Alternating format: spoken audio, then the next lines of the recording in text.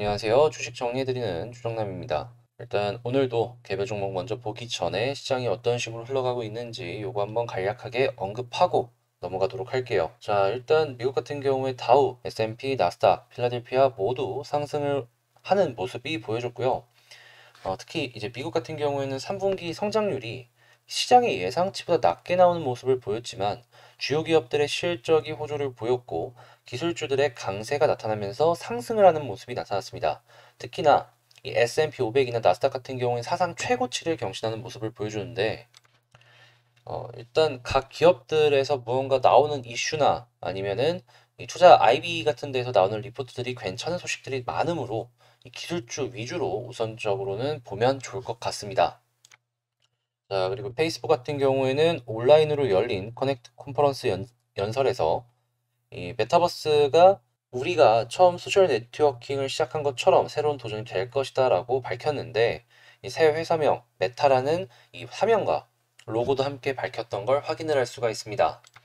자, 그리고 포드 같은 경우에는 3분기 실적이 전년 대비 하락했지만 시장의 예상치는 웃도는 모습을 보여줬고요. 지난주 신규 실업수당 청구 건수가 28만 1천 건으로 전주 대비 10,000건 정도 감소가 된 것도 확인을 할 수가 있습니다.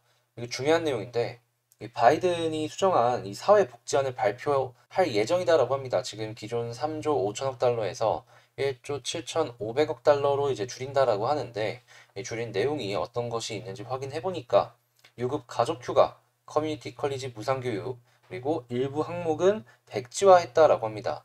의료 예산 같은 경우에 상당 부분 축소했다라고 하는데 다만 이제 우리가 투자를 하는 데 있어 참고할 만한 부분은 기후 변화를 위한 5,550억 달러는 유지한다는 내용입니다.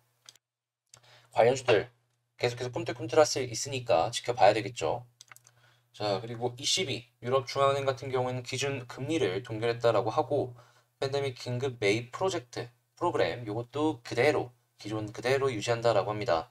지금 리카르도 총재 같은 경우에는 인플레가 오래 갈 것이다라는 이 파월 의장의 의견에 같은 비슷한 흐름을 얘기를 했는데요. 인플레가 오래 가게 된다면 금리 인상으로까지 엮일 수 있으므로 요거는 여러분들 주의 깊게 봐야 될 것 같네요. 자, 그리고 채권 가격 같은 경우에는 GDP 부진에도 불구하고 11월 테이퍼링 전망에 약세하는 모습을 보여줬고요. 달러화도 약세, 안전자산인 금은 상승했다라고 합니다. 그리고 지금 배터리 셀에서 이 뭐 팩으로 가냐 뭐 이런 의견도 나오고 있기 때문에 지금 배터리 셀 업체들에서 뒤처지는 기업들이 나올지 이것도 보시면 좋을 것 같고 지금 토스처럼 은행들도 원앱 허용이 되었다라고 합니다. 이제 카카오뱅크부터 시작을 해서 토스가 기존의 은행들이 차지하고 있던 파일을 적극적으로 빼앗아 오는 그런 모습을 보여주고 있는데 은행이 이번 기회를 통해서 얼만큼 방어를 할 수 있을지 이건 보시면 좋을 것 같고요. 지금 항공업계에서 위드 코로나를 맞이해서 국제선 확대 얘기를 하고 있는데 이것도 이제 어떤 식으로 엮일지 보면 좋고 시장금리 급등에 정부 내달 국채 발행 축소 얘기를 하고 미국 맥도날드 같은 경우에 가격을 6% 정도 인상한다라고 합니다. 자, 그리고 이 천연가스 상승이 지금 유럽 쪽의 세라믹 쪽에도 불안한 모습을 보여주면서 공장을 멈추는 곳들이 있다라고 해요. 한국 쪽에서 세라믹 관련해서 엮여있는 종목들이 있을지 체크해 보시면 좋고 그리고 지금 오늘 코로나 일상회복 이행 계획 공개 예정이라고 하니까 이거 체크하시고 문재인 대통령 같은 경우에 교양 면담 예정이 있다라고 합니다. 아무래도 대북 쪽이랑 엮어갖고 한번 생각해 볼 수 있으니까 사료나 아니면 이런 쪽들 대북 관련주들 쭉 보시면 좋겠습니다. 자, 그리고 과기부가 KTA 인터넷 장애 원인을 발표한다라고 하는데 보안 쪽이나 네트워크 쪽에서 갑자기 튕겨 올라갈 수 있으니까 이런 쪽도 지켜보시고 내일 G20 정상회의가 개최가 될 예정입니다. 자, 그리고 일요일 같은 경우에는 바이든이 공급망 차지를 위한 이 회의를 진행한다라고 하는데 여기서 어떤 결과물들이 나올지는 모르겠지만 이런 게 있구나 체크하시고요. 일요일에 중국 제조업, 비제조업 PMI가 발표가 된다라고 하니까 중국 경제에 민감하게 받아들이시는 분들은 일요일날 지수 나오는 거 체크하시면 되겠습니다. 아무래도 금요일이다 보니까 주말 것까지 이제 볼 게 좀 많네요. 근데 이제 다 봐놓으면은 언젠가는 써먹습니다. 시장 어떻게 돌아가는지 체크하시고요. 구독과 좋아요 한 번씩 눌러주시면 감사하겠습니다. 자, 그러면 개별 종목 한번 볼까요? 제가 이번에 가지고 온 종목은 삼성중공업인데 제가 정확하게 요때였죠. 10월 25일 날. 현재 후판 가격이 안정이 되어지고 있고, 그리고 지금 수주 물량이 계속해서 늘어나고 있기 때문에 중공업 쪽 보자라고 말씀을 드렸어요. 그리고 나서 삼성중공업 다음날 바로 이렇게 상승이 나왔죠. 그런 삼성중공업을 제가 오늘 한번 분석을 해보도록 하겠습니다. 자, 삼성중공업 현재 수급이 어떤 식으로 진행이 되고 있는지 체크를 해보면 좋아요, 그냥. 좋다라고 해석을 해볼 수가 있는 게 일단 연기금 계속 사고 있죠. 수급에 주체가 있다라는 겁니다. 주체가 이렇게 플러스로 보여주고 있고 투신도 사고 있고 보험도 조금씩 사고 있고 금융투자도 사고 있는데 외국인이 갑자기 어마어마하게 많이 샀네. 와. 그리고 사고 나서 다 팔지도 않았어요. 오늘 좀 판다라고 하더라도 산 만큼 많이 남아있는 걸 확인을 할 수가 있습니다. 자, 괜찮은 수급이 깔려 있는 상황이다라는 걸 알 수가 있는 지금. 자, 지금 요거 왜 좋은데 떨어지냐라고 할 수 있는데 지수가 무너지고 있어서 그래요. 가다가 못 가는 모습이 보여지고 있습니다.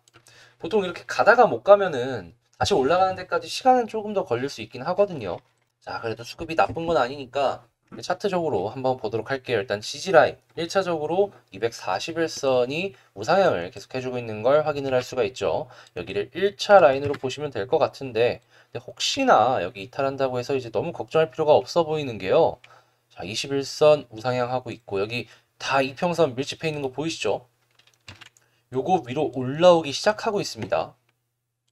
약간 한 일주일 정도의 기간 조정만 있으면 요거 딛고 갈 수 있어요. 그래서 지지 라인으로 저는 여기보단 이 아래쪽에 요 라인들을 더욱더 집중해서 보자 강조해서 드리고 싶어요. 자, 지지 라인 여기 받고 저항이 어디 있을까 체크를 해보면 당연히 가격적인 매물 라인이 저항으로 작용을 하겠죠. 지금 현재 이 위치가 가장 많이 산 자리예요. 그쵸? 매물대가 가장 두텁죠. 물려있는 사람들이 많을 것으로 예상이 되는 자리인데 조금 더 크게 차트를 펼쳐본다고 하더라도 야, 여기부터 한번 이렇게 계산을 때려보면은 그쵸? 이 자리가 이 발목을 잡을 것이다라는 걸 알 수가 있습니다. 자, 그리고 지금 아까는 못 봤는데 요 3년선이거든요. 여기 민트 색깔. 민트 색깔이 3년선인데 3년선이 지속적으로 삼성중공업의 상승을 방해를 했던 게 보여지네요. 자, 이걸 알았으면 만약에 당신이 다음번에 이 종목을 사가지고 목표가로 잡는다면 1차적으로 어디를 잡아야 될까요? 민트색 선이지. 자, 해서 다음번 올라갔을 때 민트색 선을 저항 라인으로 생각을 하면 될 것 같고요. 천일선입니다. 천일선.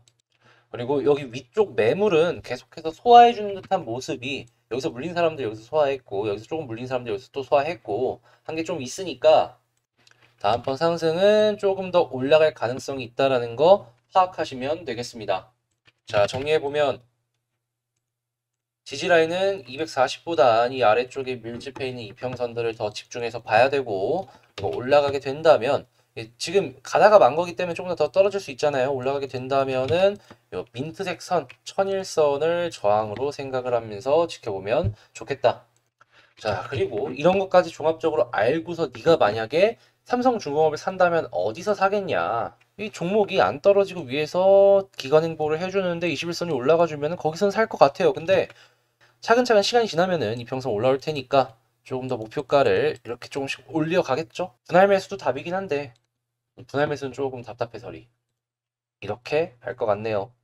자, 그리고 목표가로 잡는다면 1차적으로 여기 올라가면은 절반 매도, 나머지는 조금 더 지켜보기. 그리고 또 조정 나오면 판만큼 사고 또 올라가면은 3년선에서 또 절반 매도.